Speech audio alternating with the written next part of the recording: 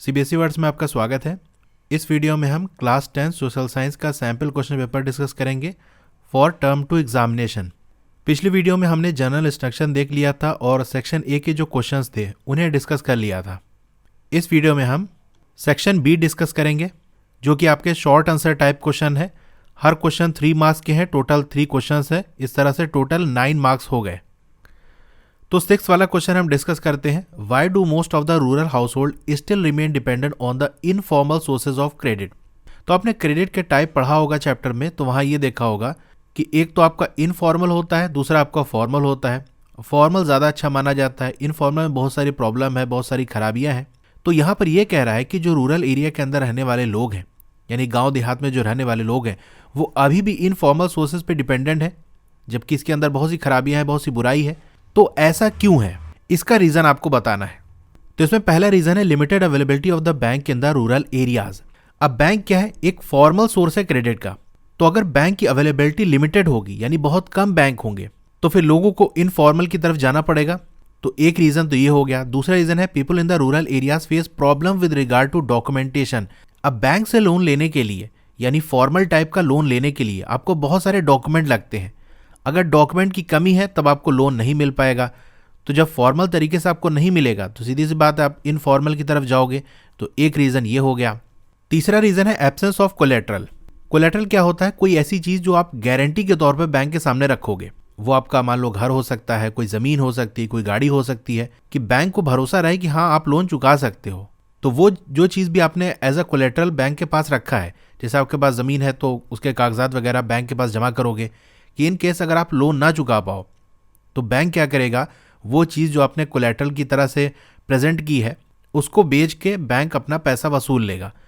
तो यही बात यहाँ कही जा रही है। अगर किसी के पास कोलेट्रल नहीं है, कोई ऐसी चीज़ नहीं है, ज़मीन घर गाड़ी कुछ नहीं है, तो बैंक कैसे लोन देगा, कैसे आपके ऊपर भरोसा कर ले कि अगर आप लोन नहीं चुका पाओगे तो बैंक कैसे वापस लेगा पैसा। तो अगर कोलेट्रल नहीं है तो आपको बैंक से लोन नहीं मिल पाएगा। तो इसकी वजह से एक प्रॉब्लम आ जाती है, जिसकी वजह से जो गरीब लोग हैं जिनके पास कोई ऐसा कोलेट्रल ज़मीन और कोई इतना बड़ा मकान वगैरह नहीं है, तो उनको प्रॉब्लम होती है बैंक से लोन लेने के लिए, इसलिए वो इनफॉर्मल की तरफ जाते हैं। फोर्थ रीज़न की बात कर लेते हैं। तो ये जो रूरल पीपल होते हैं, यानी गांव देहात में रहने वाले लोग हैं, उनको बहुत आसानी से लोन या क्रेडिट हम कह सकते हैं अमीर लोगों से मिल जाता है। और ये जो अमीर लोग लोन देते हैं वो किस टाइप का होता है, इनफॉर्मल होता है। कि कोई भी गरीब आदमी है वो अपने एरिया के जो भी अमीर आदमी है वहाँ पास गया कि साहब हमारे पास पैसे की ज़रूरत है, हमको दे दो, तो अमीर आदमी उसको दे देता है, क्योंकि एक तो उसी के गांव का, उसी के आसपास का है तो जानता भी है। दूसरी बात, ये अमीर आदमी है, पावरफुल है, उसको मालूम है कि हम पैसा किसी भी तरीके से इससे निकलवा ही लेंगे। तो ये जो गांव देहात में रहने वाले लोग होते हैं उनको आसानी से अमीरों से पैसा मिल जाता है। तो सोचते हैं कौन बैंक का झंझट करे, आसानी से हमको मिल जा रहा है तो ले लेते हैं। ठीक है, तो ये 4 पॉइंट्स हैं। इसके अलावा भी कोई पॉइंट है जो कि आप लिख सकते हो। इनमें से कोई 3 ही आपको लिखने हैं, सारे नहीं लिखने, क्योंकि 3 मार्क्स का है ना, तो 3 पॉइंट्स ही लिखने हैं। अब ये क्वेश्चन देखो, आपका पेज नंबर 50 से पूछा गया है इकोनॉमिक्स की बुक में, तो वहाँ से इस डिटेल में इस टॉपिक को पढ़ सकते हो। मैंने line by line NCERT explanation video upload की है, वहाँ से आप डिटेल में बिल्कुल लाइन बाय लाइन पढ़ सकते हो। तो इसमें देखो ऑप्शन दिया हुआ था, चाहे ये वाला कर लेते या एक दूसरा भी क्वेश्चन है। तो ये वाला क्वेश्चन देख लेते हैं। How do self help groups help borrower to overcome the problem of lack of collateral. तो जैसा कि हमने अभी पिछले क्वेश्चन में देखा कि अगर आपके पास कोलेट्रल नहीं है, यानी कोई ऐसी चीज़ जो कि बैंक के सामने आप गारंटी की तरह रखो कि ये हमारे पास ज़मीन है, अगर मैं लोन ना चुका पाऊँ तो आप इस ज़मीन को बेच के अपना पैसा वसूल कर लेना। तो कोलेट्रल नहीं है तो आपको बैंक से लोन नहीं मिल पाएगा। तो इस प्रॉब्लम को ये जो सेल्फ हेल्प ग्रुप्स हैं वो किस तरीके से ओवरकम करते हैं, यानी किस तरह से इस प्रॉब्लम को दूर करते हैं। तो सेल्फ हेल्प ग्रुप के बारे में आपके बुक में दिया हुआ है। शॉर्ट में बताऊं तो इसमें क्या होता है, 15 से 20 लोग मिलकर ग्रुप बना लेते हैं। ठीक है, और कुछ पैसा ये लोग हर मेंबर जमा करते हैं टाइम टू टाइम। मान लो मंथली है कि मंथली आपको 100 रुपये जमा करना है, तो सब लोग 100 रुपये जमा करेंगे। इस तरह से करते करते कुछ टाइम के बाद काफ़ी पैसा इकट्ठा हो जाता है।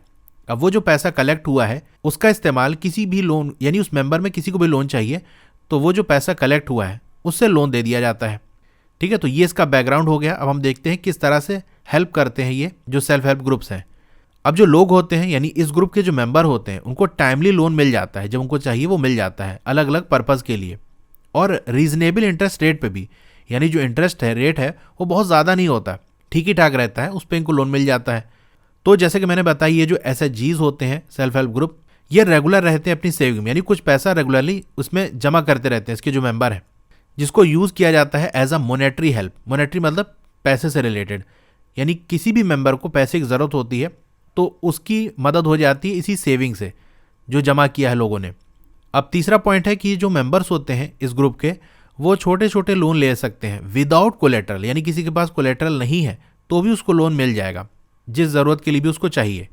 फोर्थ पॉइंट है due to timely repayment bank also lend loan to एसएचजीज। अब बैंक भी क्या करता है, इस ग्रुप को लोन दे देता है। अगर बैंक देखता है कि ये ग्रुप वाले रेगुलर पैसा जमा कर रहे हैं और इनके पास कुछ पैसा है भी ठीक ठाक, तो अगर ज़रूरत होती है तो इस ग्रुप को पैसा देते हैं। तो यहाँ एक बात ध्यान रखना कि बैंक जो लोन देगा वो किसी एक मेंबर को नहीं देगा, बल्कि इस ग्रुप के नाम से लोन देगा कि पैसा इस ग्रुप को मिलेगा और लोन वापस चुकाना भी इस ग्रुप की जिम्मेदारी है। फिर जब इसके बाद पैसा आ गया तो किसी को भी दे सकता है, यानी अपने मेंबर में किसी को भी ज़रूरत है तो मिल जाएगा। तो बैंक को भी यहाँ भरोसा रहता है कि भाई 15 से 20 लोग हैं, ये लोग इंतजाम कर ही लेंगे। एक आदमी को तो बिना कोलेटरल के देने में बैंक को रिस्क है कि भाई ये दे पाएगा नहीं दे पाएगा, लेकिन 15-20 लोगों में, और फिर ये लोग पैसा जमा भी कर रहे हैं, इकट्ठा भी कर रहे हैं, तो ये सारी चीज़ें बैंक जब देखता है तो बिना कोलेटरल के ही इनको लोन दे देता है। और भी कोई पॉइंट आप लिख सकते हो, 3 ही आपको लिखने दें, ठीक है। पेज 51 पे इसकी डिटेल आपको मिल जाएगी। अब 7th वाला क्वेश्चन डिस्कस कर लेते हैं। Tribal peasants interpreted the message of Mahatma Gandhi and idea of Swaraj in another way and participated in non cooperation movement differently.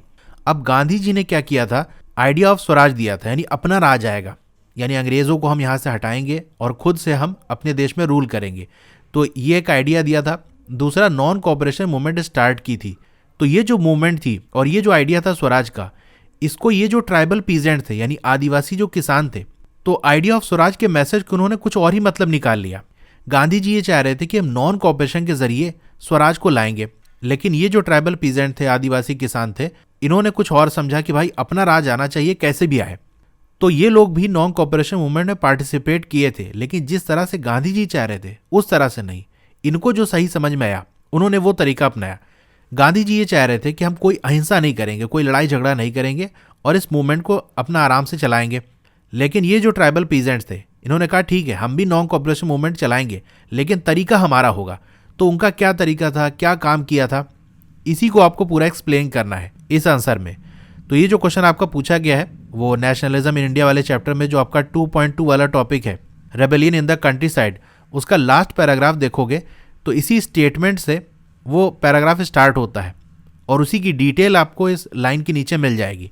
तो वही सारी चीज़ें आपको लिखनी थी। वैसे ये क्वेश्चन मैंने आपको कराया भी हुआ है, 2019 में ये क्वेश्चन पूछा गया है और प्रीवियस ईयर के मैंने ऑलमोस्ट 12 क्वेश्चंस कराए हैं आपको, तो वो वीडियो आप देख सकते हो।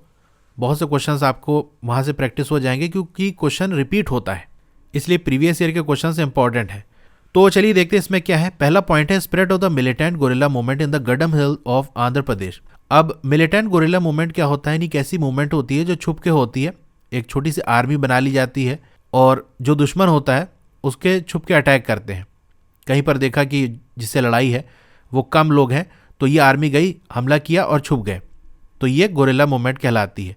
तो ये जो गडम हिल्स थी आंध्र प्रदेश की, वहाँ पर ये मूवमेंट फैलने लगी, यानी ज़्यादा से ज़्यादा लोग जुड़ने लगे कि हम भी क्या करेंगे, हथियार उठाएंगे, अंग्रेज़ों के खिलाफ लड़ाई करेंगे, लेकिन आमने सामने बिल्कुल नहीं, छुप के हम लड़ेंगे, हमला करेंगे और उसके बाद गायब हो जाएंगे।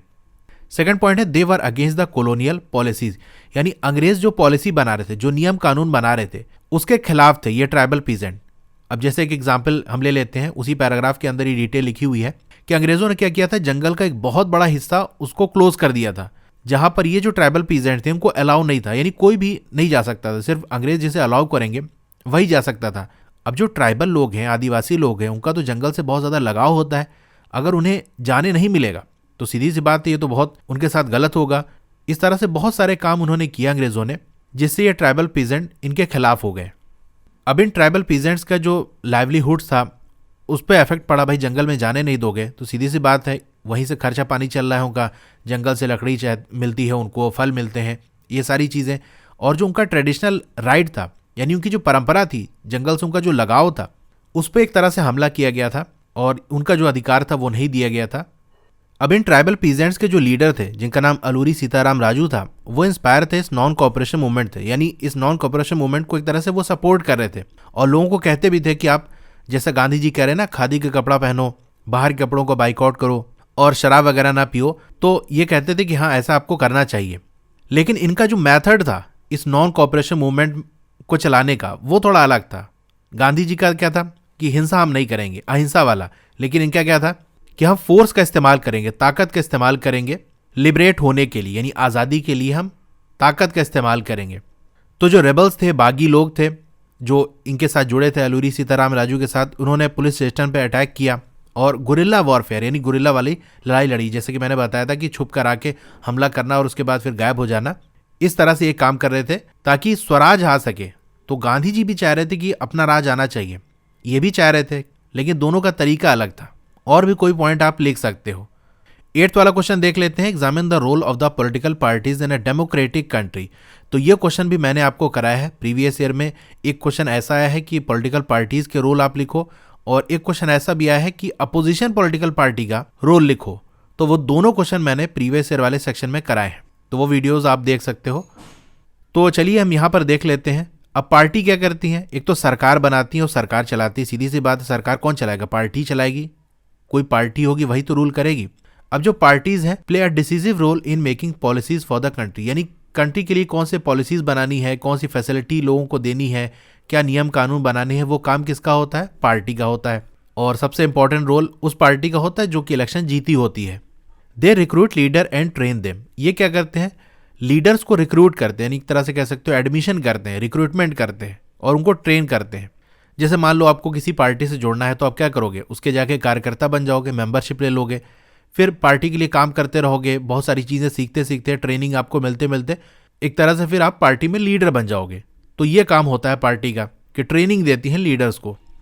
वो पार्टी जो इलेक्शन हार जाती है वो अपोजिशन का काम करती हैं, यानी जो पार्टी जीती हुई है अगर वो कोई ऐसा नियम कानून बना रही है, कोई ऐसा काम कर रही है जो कि ठीक नहीं है, तो उसके खिलाफ आवाज़ उठाना वो किसका काम होता है, अपोजिशन पार्टी का। पार्टीज शेप पब्लिक ओपिनियन, यानी लोगों के जो ओपिनियन है, लोगों की जो राय है उसको एक रूप देती है।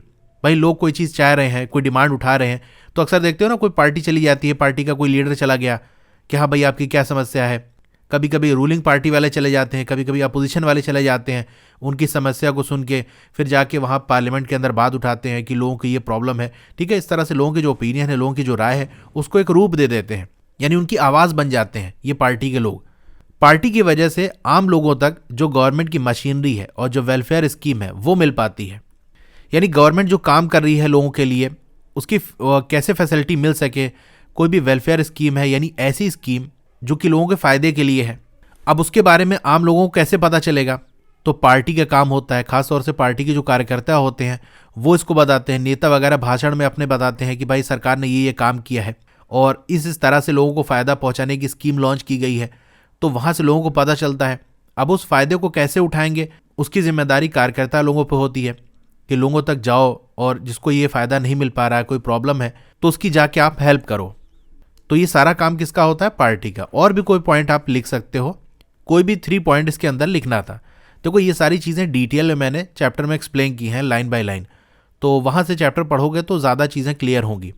तो यहाँ के सेक्शन बी कंप्लीट हो जाता है। सेक्शन ए वाली वीडियो देखनी है या आगे जो वीडियोज़ आएंगी उसे देखना है तो आप प्लेलिस्ट विजिट करके देख सकते हो। टर्म 2 के सैम्पल पेपर के लिए मैंने अलग से एक प्लेलिस्ट बना दी है जहाँ जितने भी सैम्पल पेपर की वीडियो है वो वहाँ पर आपको मिल जाएगी। तो वो प्लेलिस्ट आपको कहाँ से मिलेगी, ये आपका जैसे मोबाइल है, यहाँ पर ऐसे वीडियो प्ले हो रही है, इधर एक डाउन एरो टाइप का बना होगा, उस पर क्लिक करोगे तो डिस्क्रिप्शन ओपन हो जाएगा। वहाँ सब्जेक्ट वाइज सैम्पल पेपर की वीडियो का लिंक है ब्लू कलर से, उस पर आप क्लिक करोगे तो वो वीडियो ओपन हो जाएगी। बाकी प्लेलिस्ट का लिंक भी टॉप पे आपको मिल जाएगा, वहाँ से ओपन कर लोगे तो सारी वीडियोस प्लेलिस्ट के अंदर मिल जाएंगी। तो आपको ये वीडियो कैसी लगी कमेंट करके ज़रूर बताइए, अच्छी लगी हो तो लाइक करिए और अगर आप चैनल पर नए हैं तो सब्सक्राइब ज़रूर करिए। उसके बगल में एक बेल का आइकन है, उसको दबा के ऑल पे क्लिक कर देंगे तो जब भी नई वीडियो आएगी आपको मैसेज आ जाएगा। मिलते हैं फिर अगली वीडियो में, थैंक यू।